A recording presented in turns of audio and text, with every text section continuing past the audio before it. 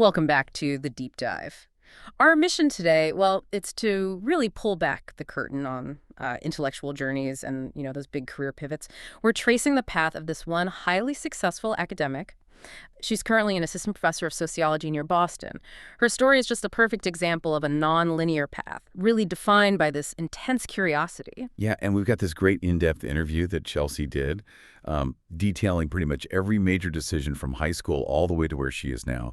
And what immediately jumps out, I think, is just how consistent her motivation was. She was always, like, chasing what interested her intellectually, often ignoring the sort of traditional expectations or pressures trying to box her in. Absolutely. And this isn't just, a biography. It's almost like a manual for self-discovery, navigating those educational shocks we sometimes face.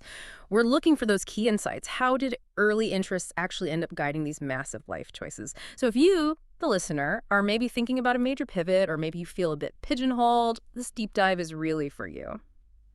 Okay, so let's start right at the beginning. High school. That old pressure cooker environment. She chose the liberal arts track, right?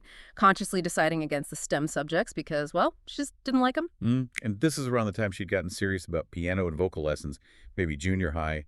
So the arts were already important. But that high school period, she described it as incredibly stressful, dry or boring, I think was the term she used. Yeah, and get this, sleeping only about 6 hours a night, Hmm. daily. Wow. And not because she loved studying that much, but because of just relentless tutoring and prepping for the Gaokao, the National College Entrance Exam. It sounds less like learning and more like an endurance test. That's a really good way to put it. And the pressure was even higher because she tried using those vocal skills for special talents admission. Right. Aiming high, too. Peking University, Tsinghua, Zhejiang University, the top tier. The big names. Exactly. But they actually rejected her special talents application initially. She did get into a very good university, X-University, but it was through using her arts background to get a score reduction, about 10 points, on her exam. So the art did open a door, but it came with this unexpected psychological impact, didn't it? It really did. This is interesting. She talked about feeling intensely scrutinized during the actual Gaokao exam. Because she was in the room for art students, she felt the proctors looked at her differently, sort of, in a very specific way, she said.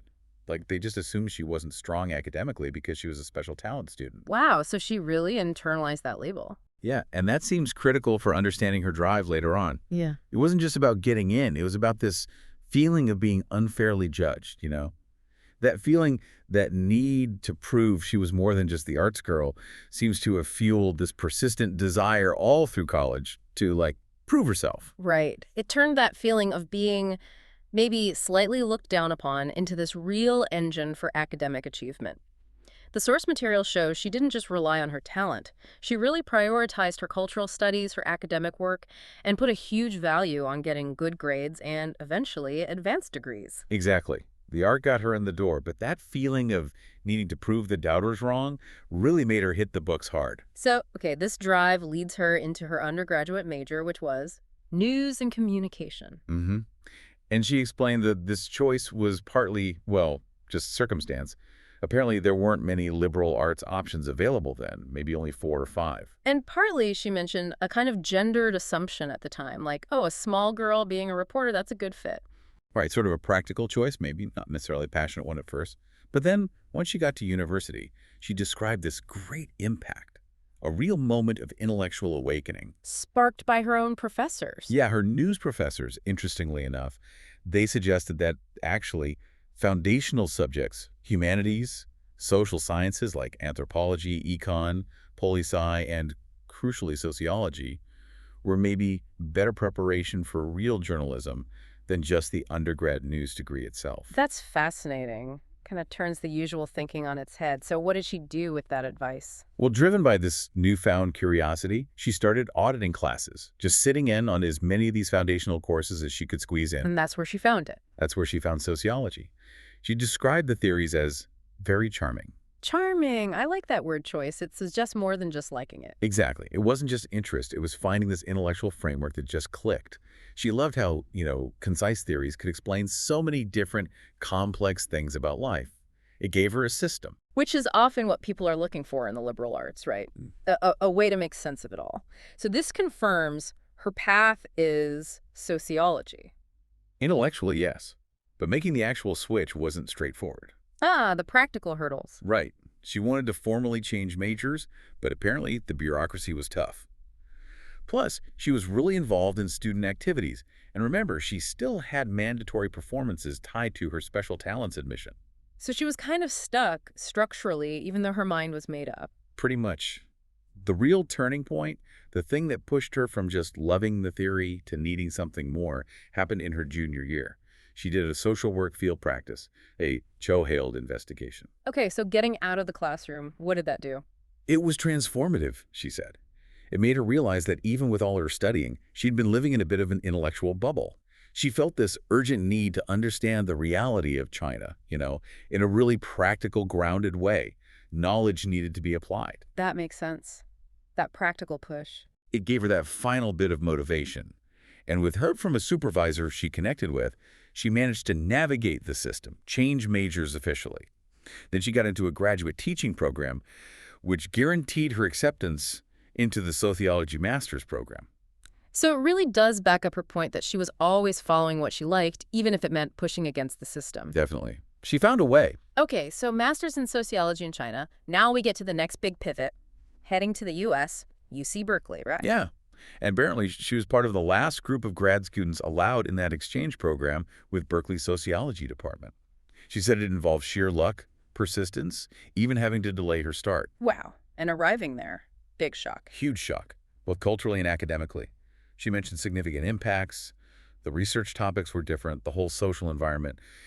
She contrasted her master's back home, which she said was already a tough catch-up process because she'd switched majors late. Compared to the U.S. system. Yeah, compared to the U.S. graduate system, which was Yeah. just another level. Specifically the workload, I remember reading. Oh, absolutely. She described the expectation reading hundreds of pages every week for each course. Hundreds. Wow, that's an immense amount of reading and synthesis. It sounds incredibly grueling, especially trying to do that while navigating a new country, a new academic culture, and, as she put it, with sort of clumsy English at the time. That sounds like a recipe for serious stress, maybe even burnout for a lot of people. You'd think so? Hmm. But here's where her personality really comes through. Despite how difficult it was, she didn't buckle. She actually found the environment very stimulating, very exciting. Stimulating, not crushing. Exactly. Where maybe others would just see overwhelming stress, she saw this intense challenge that was, like, invigorating. She even said she wondered who she would become after going through that kind of crazy training. That's a fascinating mindset, almost like she was drawn to the intensity itself. It seems like it. And it was that feeling, that intense curiosity about her own potential transformation, that directly pushed her to apply for a Ph.D. in the U.S., which she started in 2015. It does make you wonder about academic motivation, doesn't it? That relentless drive, the need to prove herself earlier, now seeking out crazy training. Was it ultimately helpful, or did it maybe mask some pressure she's still dealing with? It's a really good question.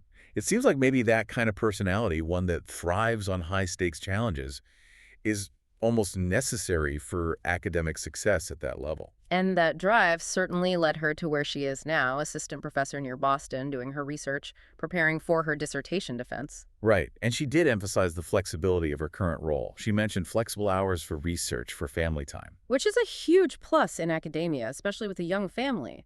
But there's always a but, isn't there? The tenure question. Exactly. You can't really talk about her current situation without mentioning the huge pressure of seeking tenure, though. It's the ultimate goal, job security, but it hangs over everything for years. It's the critical trade-off, really. How much does that constant high-stakes evaluation undermine the day-to-day flexibility? She's got the dream job, but it comes with this multi-year performance review looming. Intellectual freedom paired with, potentially, career precarity until that tenure decision comes through. It's a tough balance. It really is. And yet somehow, during this intense period, she found this really profound link between her personal life and her work. She recently had a baby, right? About 4 months old at the time of the interview. Yes.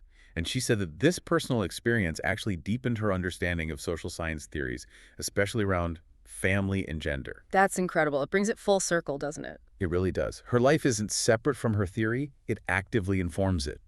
Becoming a parent gave her new, lived insights that enrich her academic work. That commitment to understanding the reality of life, the thing that sparked her shift to sociology in the first place, she's now applying it to her own lived experience. So, if we try to synthesize this whole journey, her story feels like a real testament to, well, two main things. First, the power of those early interests, even if they get buried for a while. Like she said, some seeds are planted very early. And second, just the sheer adaptability you need to thrive in academia today, especially navigating international systems. I mean, from vocal arts to news to sociology in China, Yeah. then a U.S. Ph.D., all while juggling a new family and the tenure clock. It's a lot. That adaptability seems key. And when she was asked what advice she'd give her younger self, that incredibly stressed high school kid facing the Gaokao. Her advice was pretty simple, actually, but powerful.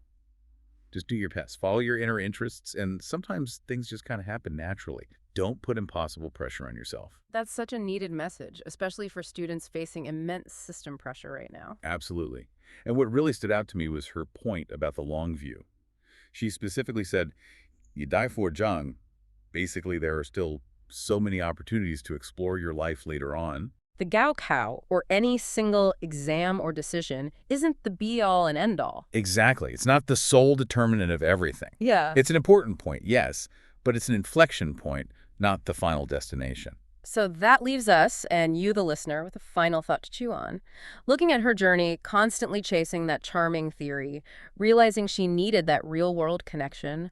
What unexplored intellectual interests might you be putting off right now? What seed did you plant early on that maybe you're neglecting just because you feel like your current high-pressure path is the only way forward?